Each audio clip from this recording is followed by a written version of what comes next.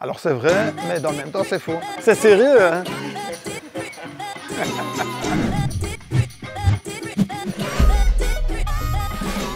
Bonjour, Michel Simon, je suis directeur général de Sophie et de la ressourcerie du Pays de Liège.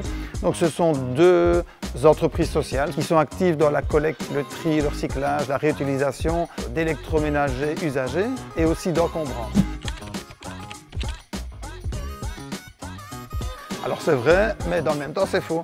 Parce que si on suit le circuit classique, effectivement, ça peut vite coûter très cher. Mais il y a des alternatives, comme dans des entreprises comme la nôtre, où on va travailler avec des pièces de seconde main et où on va pratiquer des taux horaires plus corrects.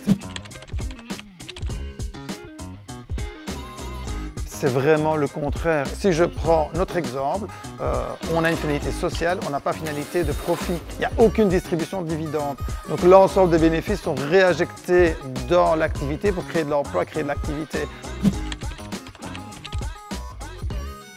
Alors en théorie ça pourrait, mais dans les faits ce n'est pas le cas. Dans des structures comme la nôtre, on se concentre sur des marques de haut de gamme, clairement, et des machines récentes. Donc ce sont toutes des machines qui ont des normes actuelles. Alors à nouveau, tout dépend de ce qu'on met. Alors je vais vous dire clairement, vous achetez des machines bas de gamme qui ne sont pas chères.